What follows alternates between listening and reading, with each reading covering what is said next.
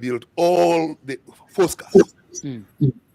The African tried to build a bank called VBS, but the Africans came and destroyed it. That was the single most critical indigenous system that understood how the African functions. And the Afrikaner built these things around their culture.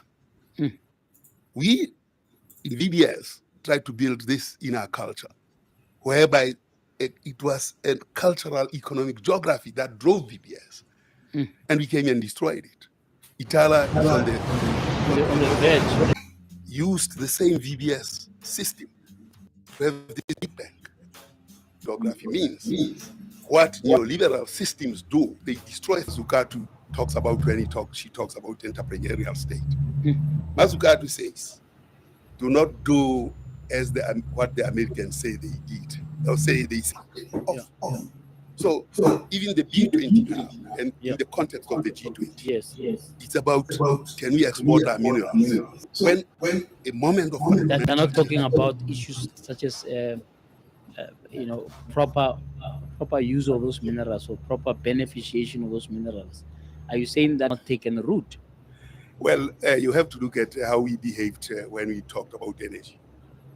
You see, you should read Bagwati.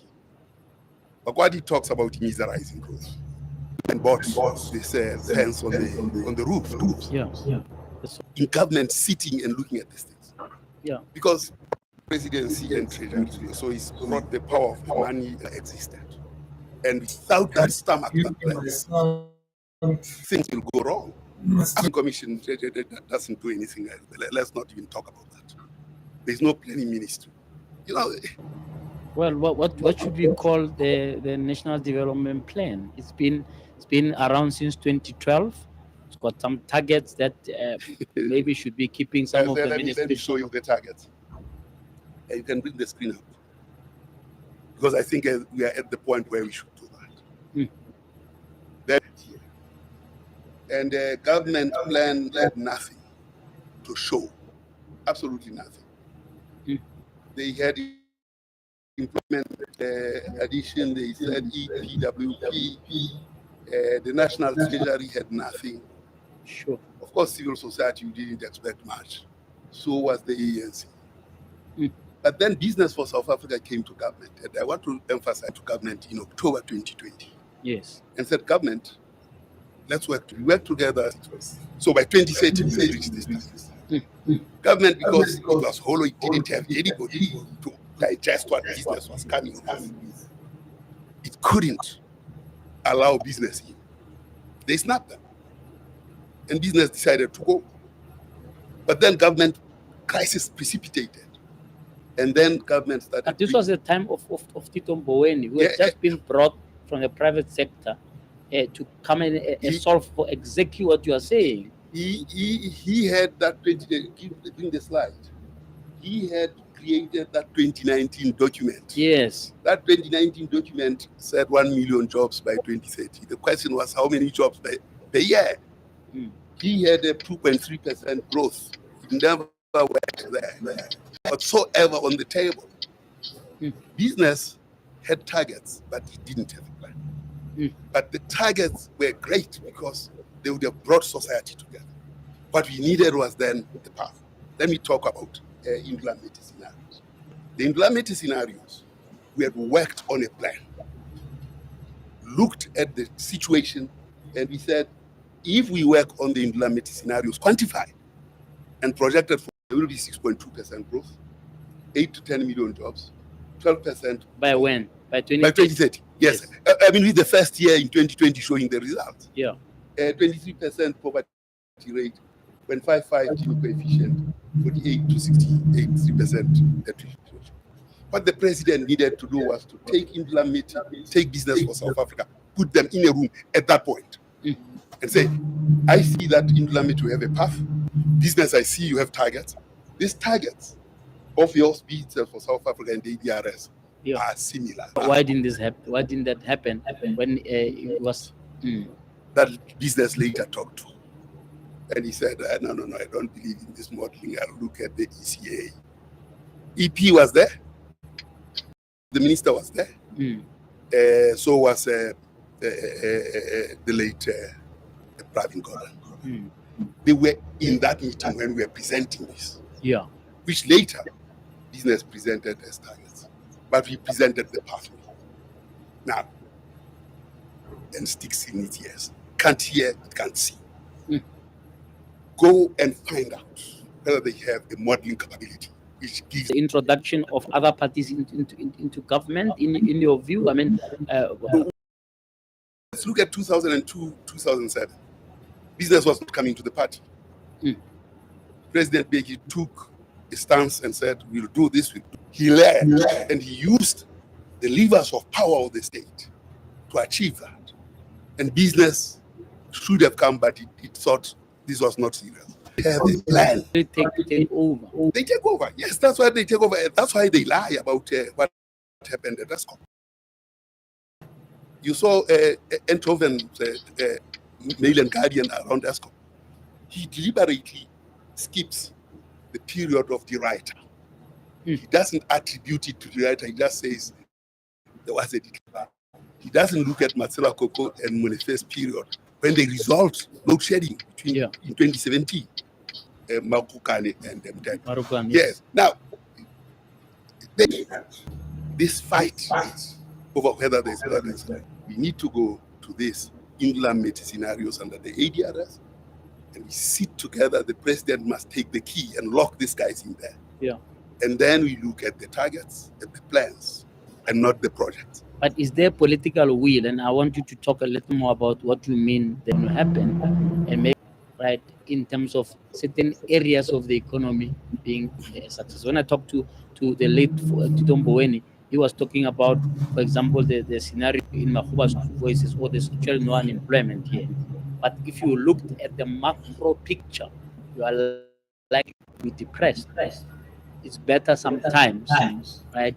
With the importance of macro picture notwithstanding, being able to look at things that can. Was he off track in that? No, the government is off track. It started calling business one by one when they got in trouble. And once they start calling business one by one, it's the black business person right around the table, right now with government. Would you not be Patrice Motsepe? Give me two successful. Robert. It's rail, they've taken it. That one, they've taken it. That one, they've taken it. Remember how Margaret Thatcher destroyed rail in the UK and government had to take over. Now you can imagine rail, which has to take public people. Yeah. To be unaffordable. But those are network things that the state has to be in charge of. Yeah. Just as apartheid was in charge of rail. Yeah.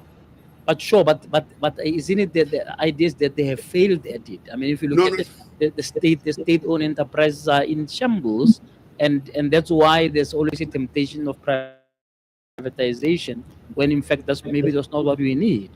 There's no theory that the state fails and the private sector succeeds. No, sure, but if you look objectively, would you agree that if you look... Imbeciles are in charge, and they cannot be held to account. Those kinds of things. Imbeciles in power that they cannot push. So let's not... But is that situation... The consequences of that are very clear, that we have a situation that has been led by imbeciles that do not... You've got capital flight, right? And that seems to be continuing. I mean, if we get examples of, Omutual of SA, make some dramatic changes or drastic. Muka was the minister of minerals, yes. And suggested in a draft, this was not even formal, that mining, 50% of mining interest must go to black people. There was 50 billion rand of capital flight. It was at the same time that we saw employment increase in South Africa. It was around the same time when business was on strike, but it needed focused leadership to say we'll do what we've tried. Yeah. Obviously, then the conditions are no less stringent now than they were under welcome. You cannot have people living in shacks. You cannot have children having to study under public. Yes, exports are fine. But we have to think about the development challenges that every day South African faces. One taking the lever, the other one taking the ramp and everything. That's what is happening there. It's the GNU. The GNU is the worst form of gunwide. Yes. 87% of them are on the top quintile. 87% of the people in that system against 13% of the blacks who are in the bottom. That they have to face. So compare it to the burden of the top 87% who only have 23% burden. Is so unequal that there is law that can pass that favors the majority. It's a hoax. It's the worst hoax that can happen in a country. But the electorate, for not voting decisively, they still voted the ANC to be 39%, which makes them the biggest bloc of all of the parties that are there, and they've given them the power to actually have 75% of the cabinet, despite what is a clear electoral decline. And how would you have to be structured? Well, there was a simple thing I wrote on the Daily Maverick. I said, postpone this election so that we can get the right people in power.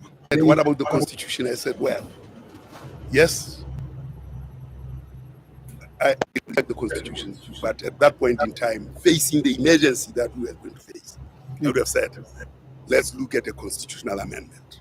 Yeah. But even then, the president could still have called an election in August.